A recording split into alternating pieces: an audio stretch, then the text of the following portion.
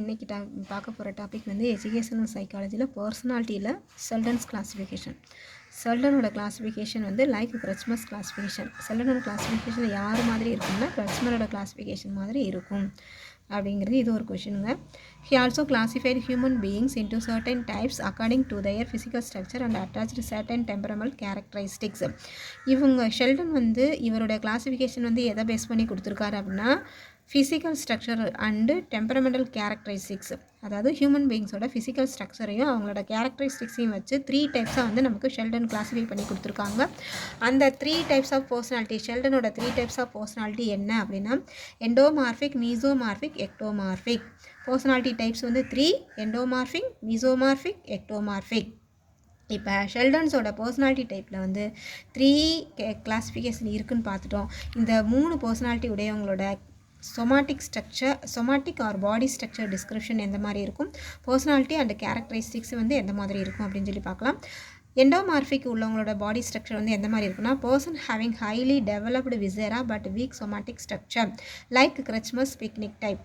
இந்த ஃபஸ்ட் டைப்பில் இருக்கிற எண்டோமார்பிக் வந்து அவங்களோட சொமாட்டிக் ஆர் பாடி ஸ்ட்ரக்சர் வந்து எந்த மாதிரி இருக்கும் அப்படின்னா பர்சன் ஹேவிங் ஹைலி டெவலப்டு விசேரானா உடல் உறுப்புகள்ங்க, அதாவது கைகால்கள் உடல் உறுப்புகள் வந்து நல்ல ஹைலி டெவலப்டாக இருந்திருக்கும், நல்ல வளர்ச்சி அடைஞ்சிருக்கும். பட் வீக் சொமாட்டிக் செக்ஷன்னா அவங்களுடைய புறத்தோற்றம், உடலியல் அமைப்பு, அவங்களோட ஃபிசிக்கல் அப்பியரன்ஸ் வந்து எப்படி இருக்கும்னா வீக்காக இருக்கும். ஆனால் நல்லா வளர்ச்சி அடைஞ்சிருக்கும் கைகாலெலாம், ஆனால் பார்க்குறதுக்கு வீக்காக இருக்கும் அப்படின்னு சொல்லியிருக்காங்க. லைக் கிரச்மர்ஸ் பிக்னிக் டைப், கிரச்மரோட பிக்னிக் டைப் மாதிரி இருக்கும். இவங்களுடைய கேரக்டரிஸ்டிக்ஸ் வந்து எந்த மாதிரி இருக்குன்னா ஈஸி கோயிங், சோசியபிள் அண்ட் அஃபெக்ஷனட்டாக வந்து இருப்பாங்க. ஈஸி கோயிங் எதையுமே ஈஸியாக எடுத்துக்கிடுவாங்க. அண்ட் சோசியபிள் எல்லாத்தையும் வந்து ஈஸியாக மிங்கிளாகி நல்லா சோசியபிளாக இருப்பாங்க. அண்ட் அஃபெக்ஷனட்டாக எந்த ஒரு விஷயத்தில் ரொம்ப அஃபெக்ஷனட்டாக எந்த இதையும் இருப்பாங்க அப்படிங்கிறதான் இவங்களோட கேரக்டரிஸ்டிக்ஸ். அடுத்து செகண்ட் ஒன் பாருங்கள், mesomorphic. Balanced development of viscera and somatic structure. நல்ல பேலன்ஸ்டு டெவலப்மெண்ட் ஆஃப் விசேரா அப்படின்னா நல்லா வளர்ச்சி அடைந்த கை கால்கள், அண்ட் சொமாட்டிக் ஸ்ட்ரக்சர் வந்து நல்லா பார்க்குறதுக்கு எல்லாமே வந்து ஸ்ட்ரக்சராக நீட்டாக இருக்கும், எந்த குறையும் வந்து சொல்ல முடியாத அளவுக்கு இருப்பாங்க. So like Kretschmer's athletic type. Mesomorphic வந்து கிரச்மர்ஸோட அத்லெட்டிக் டைப்னு சொல்கிறாங்க. அத்லெட்டிக் டைப்னாவே அவங்களோட ஃபிசிக்கல் அப்பியரன்ஸ் வந்து நல்லா ஸ்ட்ரென்த்தியாக ஹெல்த்தியாக வந்து இருக்கும். ஸோ இவங்களோட கேரக்டரிஸ்டிக்ஸ் வந்து என்ன அப்படின்னா craving for muscular activity, self assertive, loves risk and adventure. Craving for muscular activity, அவங்களோட மஸ்குலர் அந்த மசில்ஸ் எல்லாம் பார்த்தா நம்மளை லைக் பண்ணக்கூடிய ஒரு இதில் இருக்கும். செல்ஃப் அசர்ட்டியாக வந்து ரொம்ப உறுதியாக இருக்கும். And loves risk and adventure, அவங்க வந்து ரிஸ்க் அண்ட் அட்வென்ச்சரை வந்து ஈஸியாக வந்து லைக் பண்ணக்கூடிய ஒரு கேரக்டரிஸ்டிக்ஸ் உடையவங்களாக இருப்பாங்க அப்படின்னு சொல்லியிருக்காரு ஷெல்டன். எக்டோமார்பியில் வந்து weak somatic structure as well as undeveloped viscera. இப்போ எக்டோமார்பிக் அப்படின்னா அவங்களுடைய somatic structure, physical structure, body structure வந்து எப்படி இருக்கும் அப்படின்னா வீக் சொமாட்டிக் ஸ்ட்ரக்சரில் இருப்பாங்க. அன்டெவலப்டு விசேரா, கைகால்கள்லாம் வந்து கொஞ்சம் வளர்ச்சி குறைவாக இருக்கிற மாதிரி இருக்கும். லைக் கிரச்மர்ஸோட லெப்டோஸ்மாட்டிக். கிரச்மரோட லெப்டோஸ்மாட்டிக் எப்படி இருப்பாங்க, அவங்களோட விசேரா எல்லாமே வந்து தின் அண்ட் வீக்காக வந்து இருக்கும், எல்லாமே வந்து லீனாக தின்னாக இருப்பாங்க. ஸோ அந்த மாதிரி தான் வந்து நம்மளோட எக்டோமார்பிக், ஷெல்டனோட எக்டோமார்பிக் கிரச்மர்ஸோட லெப்டோஸ்மாட்டிக் மாதிரி வீக்கான ஒரு பாடி ஸ்ட்ரக்சர் உடையவங்களாக இருக்காங்க.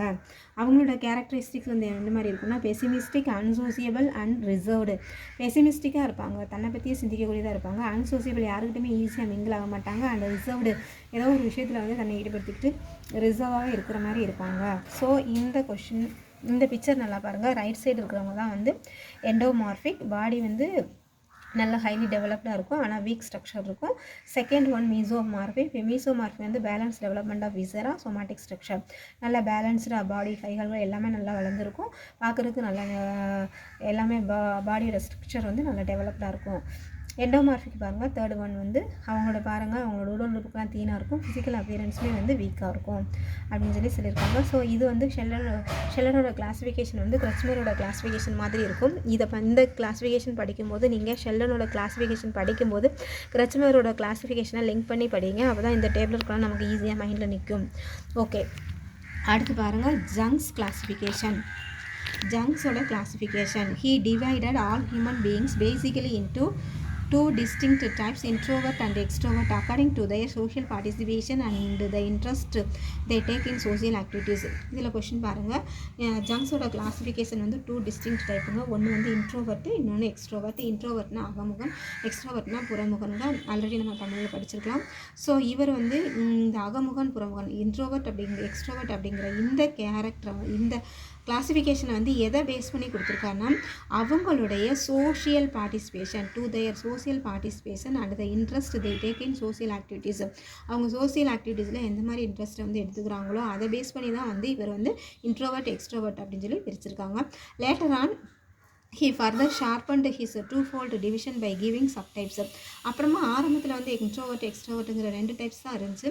அந்த 2 டைப்ஸை வந்து 4 சப்டைப்ஸாக வந்து இவர் லேட்டராக வந்து பிரிச்சிருப்பார். அந்த 4 சப்டைப்ஸ் பாருங்கள்: thinking, feelings, sensation and intuition.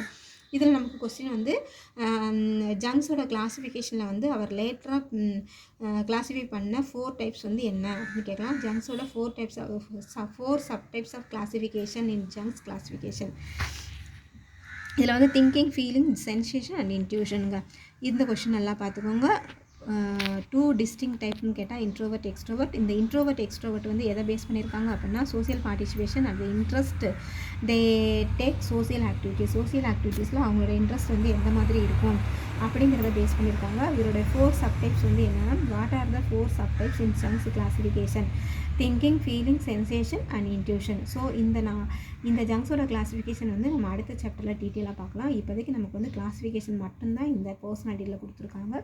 So next வர கிளாஸிஃபிகேஷனில் வந்து இன்ட்ரோவர்ட் எக்ஸ்ட்ரோவர்ட் அவங்களோட இந்த 4 சப்டைப்ஸை பற்றி நம்ம டீட்டெயிலாக பார்க்கலாம்.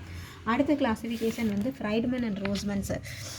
ஃப்ரைட்மன் அண்ட் ரோஸ்மன்ங்கிற அப்படிங்கிறவங்க வந்து பர்சனாலிட்டியோட கிளாஸிஃபிகேஷன் கொடுத்துருக்காங்க. அது என்னென்னா this classification of personality type is given by Mayer, Friedman and Ray Roseman. It classifies people into 2 personality types, type A, type B. இவங்க வந்து பர்சனாலிட்டி டைப்ஸ் வந்து டைப் ஏ, டைப் பின்னு வந்து பிரிச்சிருக்காங்க. இவங்க எதை பேஸ் பண்ணியிருக்காங்கன்னா பர்சனாலிட்டி ட்ரெய்ட்ஸை பேஸ் பண்ணி தான் அவங்க பிரிச்சிருப்பாங்க. இதில் கோரோனரி ஹார்ட் டிசீஸுங்கிறது வந்து ஒரு deficiency supply and circulation of the blood through arteries and veins. அதாவது கோரோனரி ஹார்ட் டிசீஸ் அப்படிங்கிறது வந்து நம்ம ஆர்டரிஸ்க்கும் வெயின்ஸ்க்கும் வந்து பிளட் சர்க்குலேஷன் வந்து டிஃபிஷியன்சி ஆகுறதுனால தான் உருவாகுது அப்படின்னு சொல்லியிருப்பாங்க. ஆனால் லாங் டைமாக வந்து இதோட தாட் வந்து எந்த மாதிரி இருக்குன்னா கொலஸ்ட்ரால் டெபாசிட்ஸ்னால தான் இந்த ஆர்டரிஸ்க்கும் வெயின்ஸ்க்கும் வந்து பிளட் சர்க்குலேஷன் வந்து அப்ஸ்ட்ரக்ட் ஆகுது அப்படின்னு சொல்லியிருப்பாங்க. ஆனால் ஃப்ரைட்மன் அண்டு ரோஸ்மன் வந்து என்ன சொல்கிறாங்க, stress is an important causative factor for the coronary heart disease. இவங்களோட ரிசர்ச் படி வந்து இவங்க என்ன சொல்லியிருப்பாங்க அப்படின்னா ஸ்ட்ரெஸ்ஸு தான் இந்த கோரோனரி ஹார்ட் டிசீஸுக்கு வந்து இம்பார்ட்டன்ட் காசேட்டிவ் ஃபேக்டராக வந்து இருக்குது அப்படின்னு சொல்லுவாங்க. ஸோ இது ஒரு நெட் கொஷின் நினைக்கிறேன். இந்த ஸ்ட்ரெஸ் வந்து இஸ் தான் important causative factor for the coronary heart disease who said Friedman and ரோஸ்மன்ங்க. ஸோ இவங்களுடைய ட்ரெய்ட்ஸ் எல்லாமே வந்து ட்ரெய்ட்ஸை பேஸ் பண்ணி தான் இவங்க வந்து பர்சனாலிட்டியை டிவைட் பண்ணியிருப்பாங்க. அந்த ஏ டைப்ஸ் ஆஃப் பர்சனாலிட்டியில் வந்து என்னென்ன பர்சனாலிட்டியை வந்து அவங்க வந்து ஒரு ட்ரெய்ட்ஸாக வந்து எடுத்திருக்காங்கன்னு பாருங்கள். Emotionally unstable, tense, worried, irritating, competitive, high achieving, motive, moody, indifferent, active and restless, aggressive, grassy, perfectionist, idealist, rigid, much worried about punctuality and rules, hasty, jealous, dissatisfied with the self and others, suspicious, sensitive, insecure, believer in action and not in fact and fortune etc. இது வந்து type ஏ பர்சனாலிட்டினா இது just வந்து read பண்ணி மட்டும் பார்த்துக்கோங்க. Type 2 பர்சனாலிட்டியில் வந்து emotionally stable, tension free, happy and jolly, average, achieving motive, insensitive, patient, self satisfied, calm and quiet, flexible, tolerant, realist, optimist, having faith and trust in one's self and others, adjusted to one's self and others, believer in the philosophy of fate and fortune, sincere but not too serious about the execution and result of the work etc. So Friedman and Rosemanஸோட classification வந்து type A, type B. அந்த type ஏல வந்து என்னென்ன personality இருக்குது, type பியில் வந்து என்னென்ன பர்சனாலிட்டி இருக்குங்கிறத வந்து ஜஸ்ட் ரீட் பண்ணி தெரிஞ்சுக்கோங்க. அதில் முக்கியமான கொஷின் வந்து கோரோனரி டிசீஸ்க்கு வந்து இம்பார்ட்டண்ட் காசேட்டிவ் ஃபேக்டர் வந்து ஸ்ட்ரெஸ் அப்படின்னு சொல்லி சொன்னது வந்து ஃப்ரைட்மன் அண்ட் ரோஸ்மன். இவங்களுடைய 2 types of classification type A, type B. ஓகேங்க. அடுத்து வந்து நம்ம ட்ரெய்ட் அப்ரோச் பார்க்கலாம். ட்ரெய்ட் அப்ரோச் அப்படிங்கிறத வந்து ப்ரொபோகேட் பண்ணது வந்து யார் அப்படின்னா நம்மளுடைய கார்டன் ஆல்போர்ட் அண்டு ஆர்பி கேட்டலுங்க.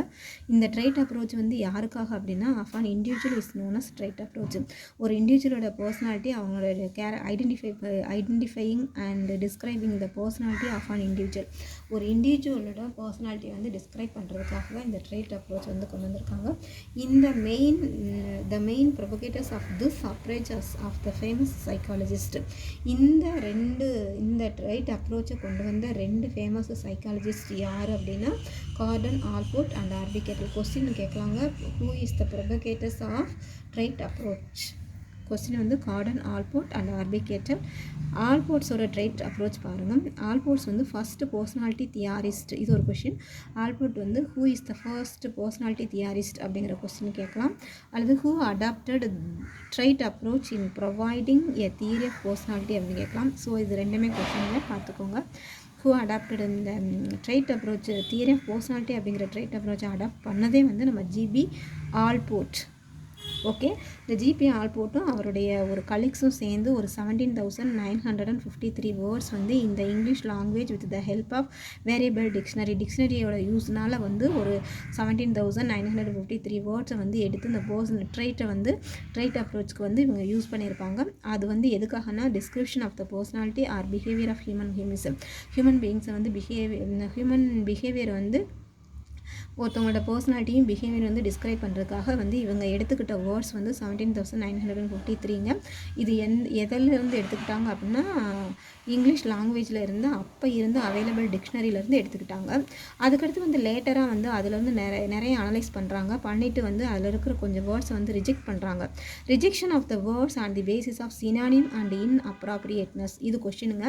அப்போ அந்த 17,000 வேர்ட்லேருந்து கொஞ்சம் வேர்ட்ஸை வந்து ரிஜெக்ட் பண்ணுறாங்க. எதை பேஸ் பண்ணி ரிஜெக்ட் பண்ணுறாங்க அப்படின்னா சினானிம் அண்ட் இன்அப்ராப்ரியேட்னஸ் அதை வச்சு ரிஜெக்ட் பண்ணிவிட்டு லாஸ்ட்டாக வந்து இவர் எவ்வளோ எடுத்துக்கிறாரு அப்படின்னா 4,541 வேர்ட்ஸ் வந்து எடுத்துக்கிறாங்க. இந்த 4,541 வேர்ட்ஸை வந்து எடுத்துக்கிட்டு 3 மெயின் டைப்ஸை வந்து இவர் பிரிக்கிறாரு. அந்த 3 மெயின் டைப்ஸ் வந்து என்ன அப்படின்னா cardinal traits and central traits, secondary traits அப்படின்னு சொல்லி 3 ட்ரைட்ஸ் வந்து இவர் எடுத்துக்கிடுவாருங்க. அதில் இவருடைய கார்டினல் ட்ரைட்ஸ் வந்து are the most active and dominant traits of one's personality. ஒருத்தவங்களோட பர்சனாலிட்டியில் வந்து ஒரு முக்கியமான ஆக்டிவ் டாமினன்ட் ட்ரைட்ஸாக இருக்கக்கூடியது எது அப்படின்னா கார்டினல் ட்ரைட்ஸ். இது ஒரு கொஸ்டின் கேட்கலாங்க. ஸோ அது மட்டும் இல்லை, although a present is a very small number of 1 or 2 these are enough to colour personality. அதாவது 1 or 2 ட்ரைட்ஸ் போதுங்க ஒருத்தவங்களோட பர்சனாலிட்டியை வந்து நம்ம கிளாஸிஃபை பண்ணுறதுக்கு 1 or 2 ட்ரைட்ஸ் போதும் அப்படின்னு சொல்லி நம்ம ஆல்போர்ட் வந்து சொல்கிறாரு. அதில் ஃபஸ்ட்டு வந்து கார்டினல் ட்ரைட்ஸ். இதில் வந்து இவர் எந்த ஒரு ட்ரைட்ஸை வந்து எடுத்துக்கிடுவார்னா சென்ஸ் ஆஃப் ஹியூமர் அப்படிங்கிற ட்ரைட்ஸை வந்து எடுத்து ஒரு ஹியூமனோட பிஹேவியர் அண்ட் பர்சனாலிட்டி வந்து கிளாஸிஃபை பண்ணுவார். ஸோ இந்த கார்டினல் ட்ரைட்ஸ் அப்படிங்கிறது வந்து யார் அப்படின்னா ஆல்போர்ட். இவருடைய செகண்ட் ஒன் வந்து சென்ட்ரல் ட்ரைட்ஸுங்க. இந்த சென்ட்ரல் ட்ரைட்ஸில் வந்து இவர் என்ன எடுத்துக்கிடுவாருன்னா இவர் முக்கியமாக வந்து ஒரு பர்சனாலிட்டி வந்து டிஸ்கிரைப் பண்ணுறதுக்கு என்ன வேணும் அப்படின்னா honesty, kindness, timidity, shyness, rigidity and cruelty அப்படிங்கிற இந்த ஒரு 6 ட்ரைட்ஸ், ஒரு 6 பர்சனாலிட்டியை வச்சே வந்து அவங்களோட சென்ட்ரல் ட்ரைட்ஸை வந்து இவர் வந்து அவங்களோட பர்சனாலிட்டியை வந்து ஒரு இண்டிவிஜுவல்கிட்ட வந்து டிஸ்கிரைப் பண்ணுறதுக்கு இதுவே போதுமானது அப்படின்னு சொல்லி சொல்கிறாங்க. சென்ட்ரல் ட்ரைட்ஸ்க்கு வந்து அவங்களோட பர்சனாலிட்டியை வந்து நம்ம தெரிஞ்சுக்கிறதுக்கு இந்த ஒரு 6 கேரக்டரிஸ்டிக்ஸ் தெரிஞ்சாவே இந்த 6 ட்ரைட்ஸை வந்து வச்சு நம்ம வந்து அவங்களோட பர்சனாலிட்டியை தெரிஞ்சுக்கலாம் அப்படின்னு சொல்கிறாங்க. அப்போ சென்ட்ரல் ட்ரைட்ஸில் வந்து இவர் எடுத்துக்கிட்ட வேர்ட்ஸ் வந்து என்ன அப்படின்னா honesty, kindness, timidity, shyness, rigidity, cruelty. இது கொஞ்சம் நல்லா பார்த்துக்கோங்க எக்ஸட்ரா. இதுதான் வந்து இவர் எடுத்துக்கிட்ட முக்கியமான இது. இதில் வந்து 7 or 8 ஒரு 6லேருந்து 7 ட்ரைட்ஸ் இருந்தாவே வந்து enough for knowing and describing the personality of an individual. ஒரு 7லேருந்து 8 ட்ரைட்ஸ் இருந்தாவே போதும் நம்ம ஒருத்தவங்களோட பர்சனாலிட்டியை வந்து நம்ம வந்து தெரிஞ்சுக்கிறதுக்கு இதுவே இனஃப் அப்படின்னு சொல்லி இந்த சென்ட்ரல் ட்ரைட்ஸில் சொல்கிறாருங்க. ஸோ நீங்கள் பார்த்துக்கிற வேண்டிய விஷயம் வந்து இவர் என்ன சொல்லியிருக்காருன்னா 7லேருந்து 8 ட்ரைட்ஸ் இனஃப் அப்படின்னு சொல்லி சொல்லியிருக்காரு. அதில் வந்து நமக்கு ஒரு 6 கொடுத்துருக்காங்க. Honesty, kindness, timidity, shyness, rigidity, cruelty. இந்த மாதிரி ஒரு 6 பர்சனாலிட்டி நமக்கு கொடுத்துருக்காங்க ட்ரைட்ஸு. ஸோ இதுவே இனஃப் அப்படின்னு சொல்லி சொல்கிறாங்க. ஸோ இந்த வேர்ட்ஸை கொடுத்து இது வந்து அவருடைய எந்த ட்ரைட்ஸில் வந்துச்சுன்னு நமக்கு கொஸ்டின் ரைஸ் ஆகலாம். அடுத்து செகண்டரி ட்ரைட்ஸ் வந்து இந்த செகண்டரி ட்ரைட்ஸ் வந்து are those traits of an individual personality that play quite a secondary to insignificant role in the identification of the description of one personality. இப்போ இந்த செகண்டரி ட்ரேட்ஸுங்கிறது ஒரு insignificant role தாங்க. இது வந்து ரொம்ப மெயின்லாம் கிடையாது, ஒரு இன்சிக்னிஃபிகண்ட் ரோல் தான் பர்சனாலிட்டியில் இருக்குது அப்படின்னு சொல்கிறாங்க. These are in fact not to be essential part of one's personality. இது வந்து அந்தளவுக்கு ரொம்ப ஒரு எசென்ஷியல் பார்ட்டாக வந்து பர்சனாலிட்டியில் கிடையாது. That is why these are reflected quite rarely in one's behaviour like a person named as miser selfish greedy. ஆனால் இதை வச்சு நம்ம ஒரு பர்சனுக்கு வந்து இவன் வந்து ஒரு செல்ஃபிஷ்ஷு க்ரீடி அப்படின்னு நேம் கொடுக்குறதுக்காக வந்து இந்த ட்ரைட்ஸை வந்து ரேராக வந்து யூஸ் பண்ணிக்கிறாங்க அப்படின்னு சொல்கிறாங்க. நம்மளுக்கு கொஷின் நீங்கள் பார்த்துக்கோங்க. சென்ஸ் ஆஃப் ஹியூமர் அப்படிங்கிறது வந்து எந்த ட்ரைட்டில் யூஸ் பண்ணியிருப்பாங்க? Cardinal trait. Honesty, kindness, timidity, shyness அப்படிங்கிறது வந்து எந்த ட்ரைட்டில் யூஸ் பண்ணியிருப்பாங்க அப்படின்னா சென்ட்ரல் ட்ரைட்ஸில் யூஸ் பண்ணியிருப்பாங்க. மிஸ்ஸர், ஷெல்ஃபிஷ், கிரீடி அப்படிங்கிறது வந்து எந்த ட்ரைட்டில் வருதுன்னா செகண்டரி ட்ரைட். அதே மாதிரி ஒரு இன்சிக்னிஃபிகண்ட் ரோலாக வந்து இந்த 3 ட்ரைட்ஸில் வந்து எது இன்சிக்னிஃபிகண்ட் ரோலாக இருக்குன்னா செகண்டரி ட்ரைட்ஸ் வந்து இன்சிக்னிஃபிகண்ட் ரோலாக இருக்கும். அதே மாதிரி ரொம்ப ஆக்டிவ் அண்ட் டாமினன்ட் ரோலாக இருக்கிறது வந்து எது அப்படின்னா அந்த கார்டினல் ஃபஸ்ட்டு 1 கார்டினல் ட்ரைட்ஸ் தான். அதே மாதிரி இவர் வந்து ஒரு 7 to 8 ட்ரைட்ஸ் இருந்தாவே போதும், ஒருத்தவங்களோட பர்சனாலிட்டியை வந்து நம்ம தெரிஞ்சுக்கலாம் அப்படின்னு சொல்கிறாங்க. ஸோ இது கொஷின் கேட்குறாங்க. நம்ம ஆல்போர்ட் வந்து அவரோட சென்ட்ரல் ட்ரைட்ஸில் வந்து எத்தனை ஒரு ட்ரைட்ஸ் வந்து இருந்தால் நம்ம ஒருத்தவங்களோட பர்சனாலிட்டியை வந்து தெரிஞ்சுக்கலாம் அப்படிங்கிறாங்க. 7 or 8ங்க. இது ஒரு கொஷின்.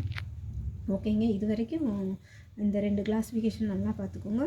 அடுத்து கேட்டல்ஸோட கிளாஸிஃபிகேஷன் நெக்ஸ்ட்டு ட்ரைட் அப்ரோச் வந்து நெக்ஸ்ட் வீடியோவில் உங்களுக்கு போடுறேங்க. Okay, thank you.